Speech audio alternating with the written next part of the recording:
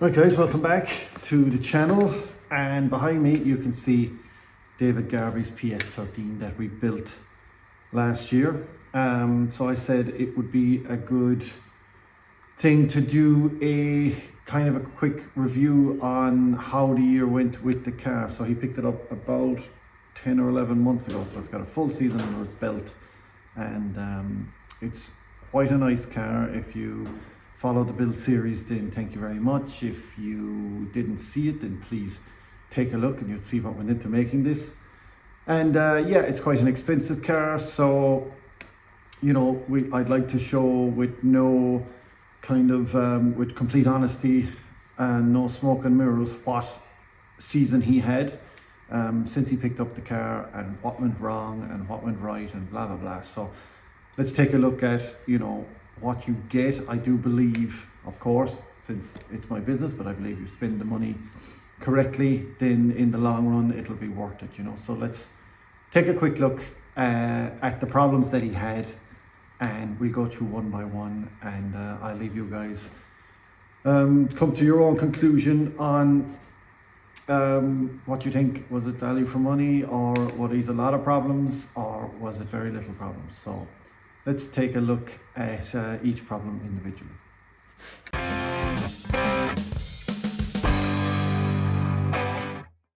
Right, the business end. So Dave went testing the car. First test was in Bishopscourt in the north of Ireland, and he had one issue at testing. The accelerator cable came off the pedal on the inside, so it wasn't clipped properly or just came off or whatever. And they clipped it back on and there was no more issues. So pretty successful test, something like that. That's why you test. So yeah, that's a non-issue in my opinion. I think he went from there to Drift Masters in Finland, which is as crazy as it sounds. And I wasn't advising him that that was the best thing to do, but he decided to go to Drift Masters, and luckily had zero issues in Finland for the whole weekend, thankfully, and the car ran perfectly, no problems. And he came back then to Bishopscourt for round one of the Irish Championship, and he had 2 issues, I believe, there. So let's take a look at what they were. Right, so in Bishopscourt, one of these plugs, so this is a dual fuel rail manifold, so it's got a row of injectors here and a row of injectors here if you want to, which of course there's no need on up to 1,000 horsepower or more, even there's no need. So it comes with like these set screw plugs, and one of them worked its way loose and blew out, and the car was idling high and no one kind of knew. So it was found after a while that one of them was missing, and we brought him a spare set screw and it went in and the idle was perfect again. So that was an issue. All these came out then and were tread locked even better and blah blah blah. There was a bit of panic. Where did it go? But it came out. Obviously it didn't go in, which it can't go in because it's not threaded fully. So one of those things, once again, worked its way loose.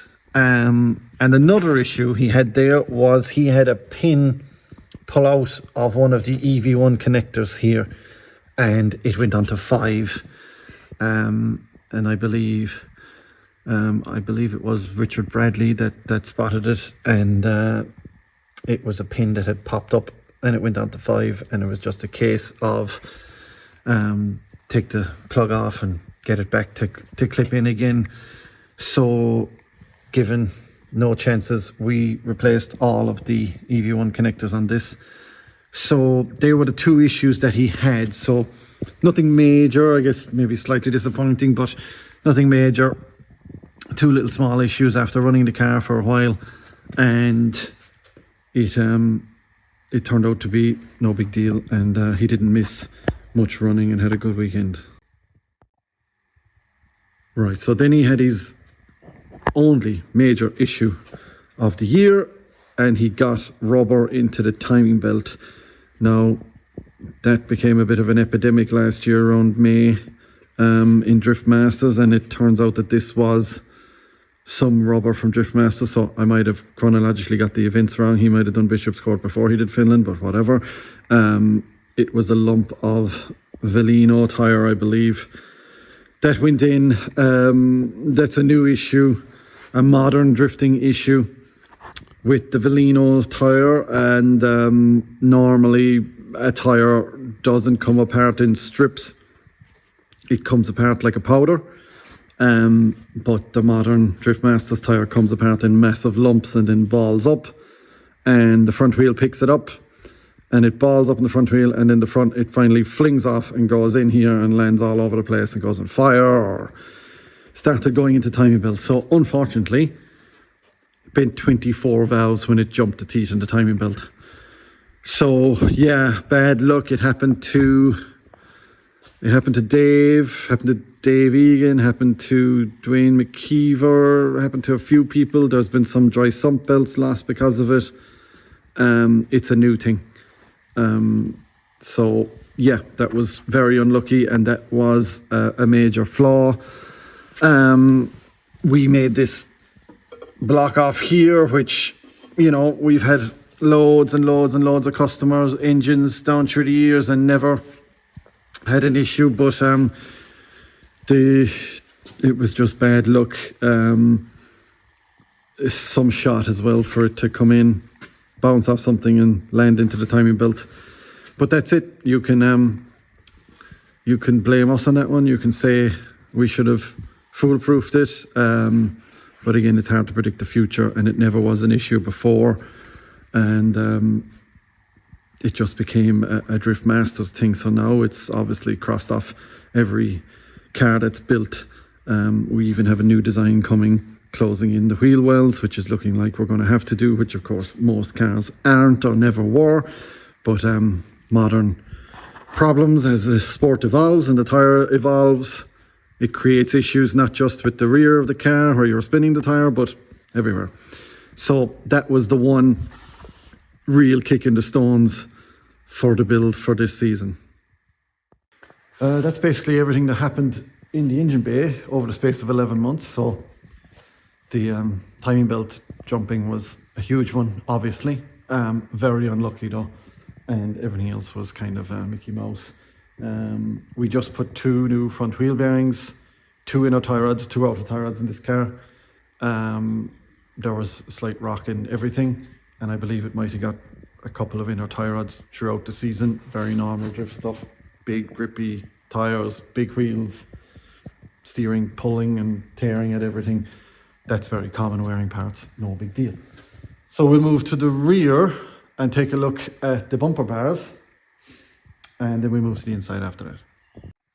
Right, so 2 new bumper bars here on the floor, and we straightened the 2 that were on it. Dave did a bit of wall tapping. It's just a drift car, we were supposed to do that, so that's no big deal. But 2 brand new bumper bars ready to go, and the old one straightened. We have a jig for these, and since we built the car, we know the total measurements of it. The bumper bars are Siamese. The right flips and fits the left flips and fits the right. And yeah, we made up these for him. They're seamless CDS. They're not too soft but not too hard, and yeah, we can make them at any stage and send them to the customer, and they just bolt straight on and fit. So 2 bumper bars, 2 new ones ready to go, and the old ones straightened, and this thing is ready to go back to the customer. You can see the 90-degree brackets we put in to hold the bumper at whatever place we want, and plus there's another 90-degree bracket here which goes to the bolts onto the bumper bar, and you can see the cable tie goes through it, and it gives you multiple options for tying and stuff, and that bumper is rock solid there.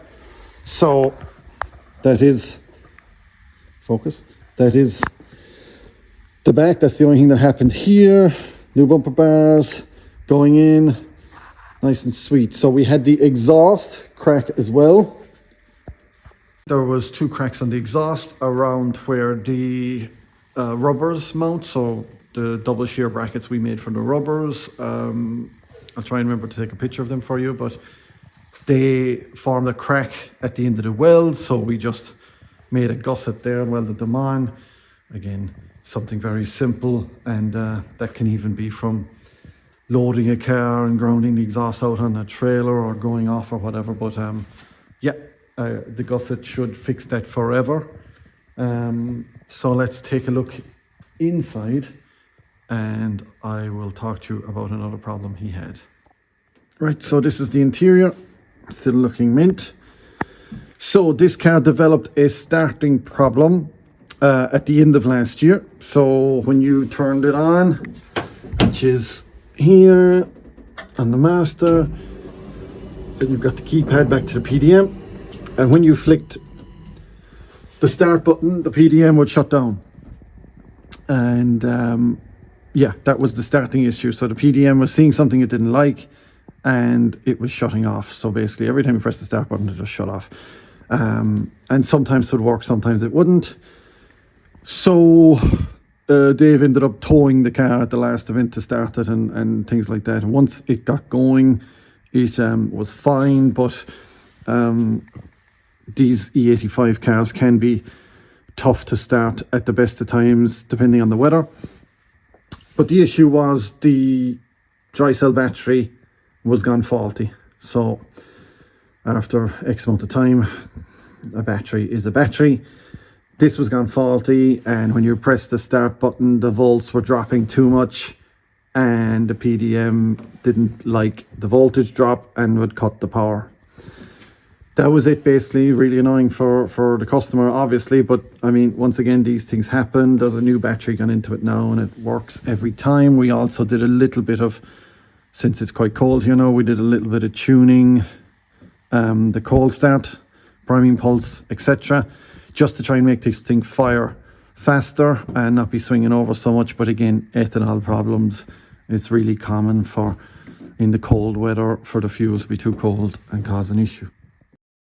Right, so that's it basically. That was all the issues, I think, off the top of my head. There might be more, but that's as much as I can think of. That's certainly the major ones. Not too bad considering 11 months of ownership. Did quite a few laps. So the only one, as I said, the skipping the time belt from the rubber, big issue, yeah. But everything else is fairly trivial in my opinion. But let me know what you think. As I said, you know, he entrusted us with the build. It's a really good car in my opinion. It's not a cheap car, so you know, he's ready to go again for the 2020, what even year is it now, 26 season. We took the clutch out. Clutch is mint after a full season of kicking it, and we took the G-force out, and we decided to flip the third and fourth gear slider, even though it was fine, but there was a couple of just starting to round the dogs on fourth gear, on the slider for fourth gear. So we just flipped that to fresh dogs. You just spin it and put it on the other way, and that's fresh dogs now for the whole year. So that's just a small bit of labor, and he can do twice as many events now this year, I think. You know, given you need to know the driver's kind of driving style to know how long he's going to get out of stuff. The gearbox is a metal on metal wearing part, so a lot of it is down to technique, but the clutch is good, the gearbox is good, so everything looks great. Yeah, I think it's a good car. It's, you know, if you build it and you think about it for 3 to 5 year program on the car, the initial cost starts to make a lot of sense in my opinion. But look, I'll leave it up to you. If you think there should have been no issues, let me know in the comments. But I think they've been kind of trivial and normal. And yeah, he's ready to go for another season. It's near the end of February here, and he's already ready to go for the whole season. He'll get another 10, 11 months before he'll probably need a clutch or more inspection or whatever. So yeah, that's it guys. Just a quick one, just looking at that, you know, kind of a value for money kind of thing. And we'll leave it there. Let me know what you think, and see you next time.